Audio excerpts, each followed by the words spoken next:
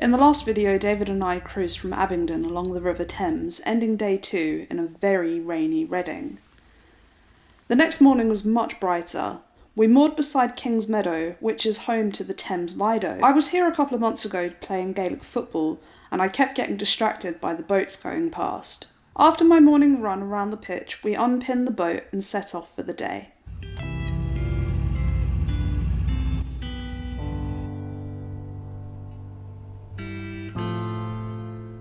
Very soon we came to the junction with the Kennet and Avon Canal, but we were staying on the Thames, hoping to end our trip the following day in Windsor.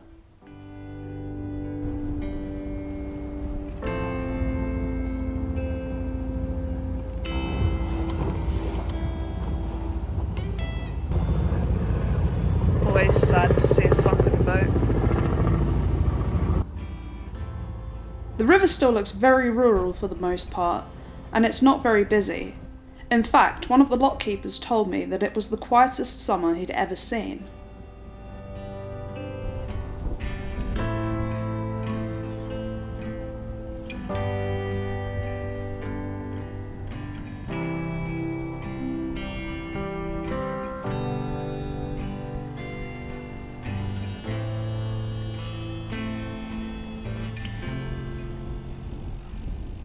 Just on the first lock of the day, and the people working there were so nice, like super friendly. He was telling us where to moor, where we can get rid of rubbish, where we can get water.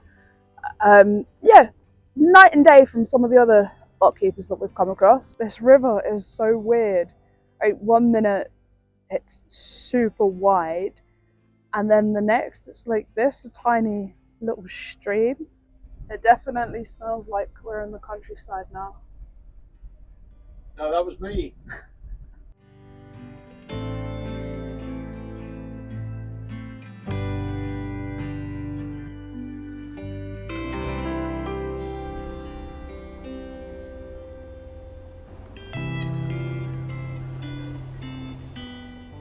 Look at that little boat. I think David should buy one. What do you think? Or maybe he could buy a house like that. Yeah, maybe the boat is more realistic. There are so many of these islands on the Thames, and it's not always clear which side to go down. There will be boats moored on the side you're not supposed to cruise down, and often the shape of the river looks different from on the map. And, because we're still pretty much in the countryside, there aren't many landmarks. But we think we've got it right so far.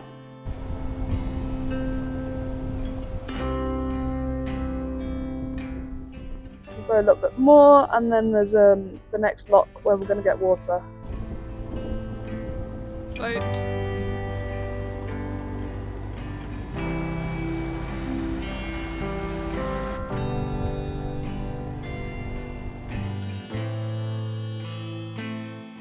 At this lock there was a water point, so we decided to stop and fill up the tank.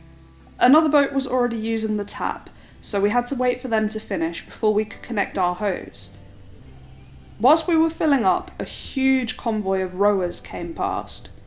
I was really surprised that they were allowed to use the lock, but they were. Unfortunately, they were only letting them in 2 at a time, so we ended up having to wait on the water point for a very long time. Over an hour later, we were finally able to make our way towards the lock.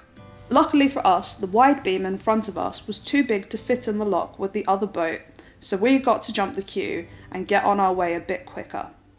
Obviously, boating is not about rushing, but I was slightly losing the will to live waiting for the lock.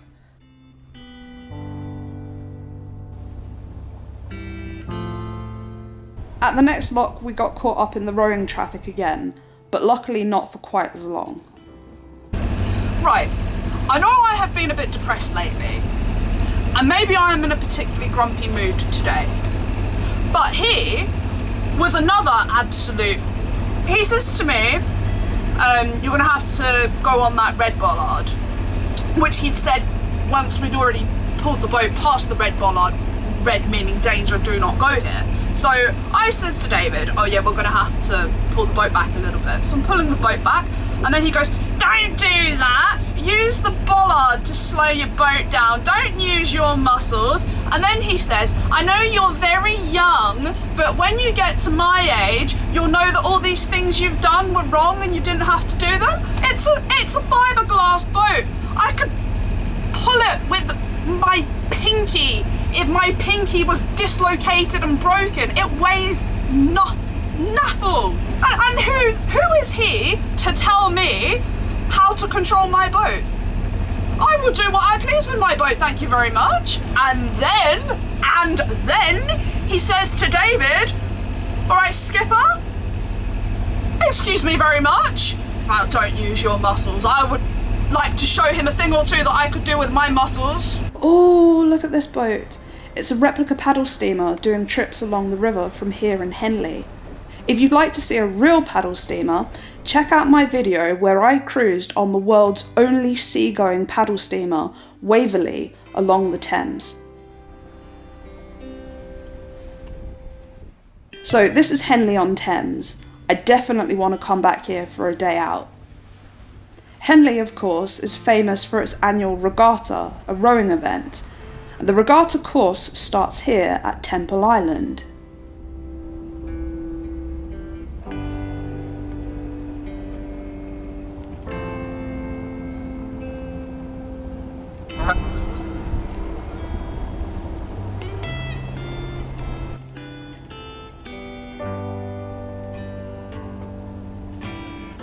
We're coming up to the next lock, which is Hurley Lock.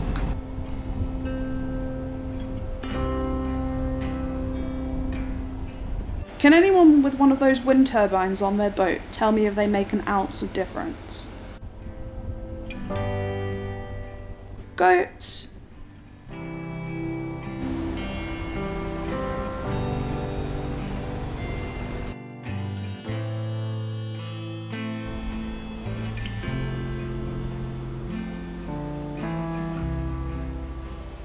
The lock keepers at that lock were super nice. I think they were volunteers, which is almost always the case on the canals. Locks are a very different experience on the Thames compared to on the canals. On a canal, on a narrowboat, which we're used to, you step off the boat with a centre line, a rope attached to the middle of the boat. You secure it to a bollard and then operate the lock yourself. On the Thames, you hold a front and a rear rope over a bollard and stay on the boat with your engine switched off whilst a lock keeper operates the lock. I do wonder how you'd cope as a solo boater, and it's a bit unusual not having full control over your own boat. Saying that, at the next lock, there was no lock keeper on duty, so we got to operate the lock ourselves. By we, I mean David. Need more muscles, David. He did all the hard work, along with the guy on the boat we were sharing the lock with.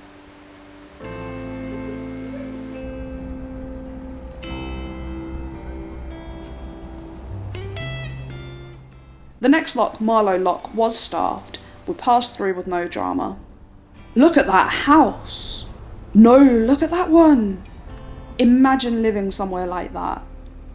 Well, we were about to get a very small taste of that life as we found somewhere to moor up for the night. This would do very nicely. We stayed next to this field, which was beside a golf course. David very kindly sent his drone up to give me a better look. Lots of the fields you can moor on do charge a fee. A woman and her dog knocked on the boat with their card machine to collect the £8 from us. I was quite happy with the price, but if you were living on the Thames full time, the costs would soon add up. We're not living here though, we're only on holiday, and tonight was our last night. The next morning during our engine checks, we realised we needed to top up the oil. Now, So make sure you put it in the right hole, David. thank you. Something I forgot to show you last time was this hatch from my bathroom giving access to the engine. It gives a whole new meaning to a poo with a view.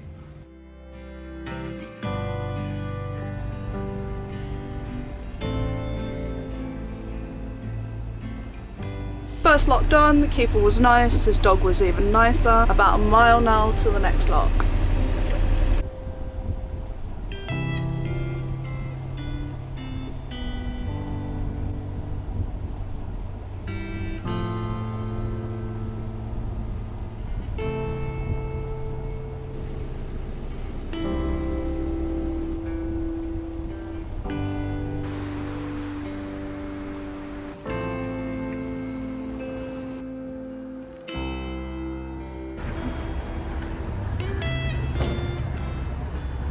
Thank you. Okay, my love, God bless you. You too, take care.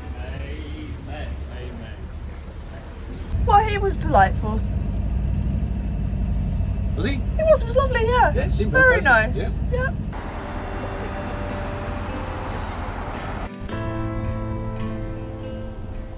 No, look at that boat. David needs that. You're supposed to go right of this island, but there was a sunken boat obstructing the way, so we had to go round the other side.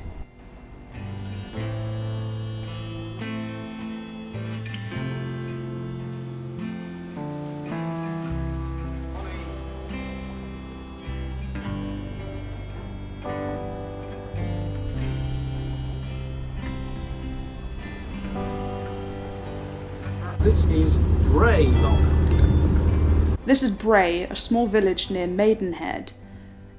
It boasts 2 3-Michelin star restaurants and a film studios where they filmed the first Hammer horror films. Another unusual thing about the Thames is how many of the tourist boats go through locks. That is definitely not the norm on the canal system, where they would most often only operate in lock-free sections.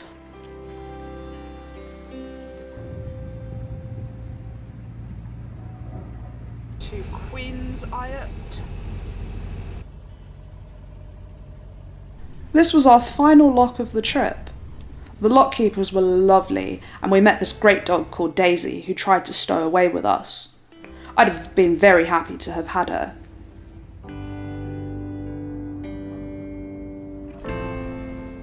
Remember I said earlier that the Thames has been particularly quiet this summer? Well, look at this. Oh my god, it's a whole load of them. Oh wow. Oh god, there's another one! Oh my god! They just keep coming! What's going on? Clearly Windsor is the place to be if you're a Thames boater. There's the racecourse with their own pier. There were loads of these little self-drive day boats, but if you'd prefer someone else to do the driving, this boat belongs to my friend Andy, who does charter trips along the river. I'll leave a link for his business in the description. Whoa! Maybe you'd prefer this amphibious bus. They did get banned in central London after one of them caught fire, but would you give it a go? The Thames has been quite different from the canals, but it's an experience I'm glad to have had, and one that I would be happy to repeat. The most impressive thing was that David and I managed 4 days together with nobody being killed. So, I have a feeling you'll see us cruising together in the future. Again, a massive thank you to Ed, our viewer who lent us the boat for the trip. And thank you to all of you for joining us. All good things must come to an end. And what a place to end. Moored up right by Windsor Castle. Wow. I'll see you all again very, very soon.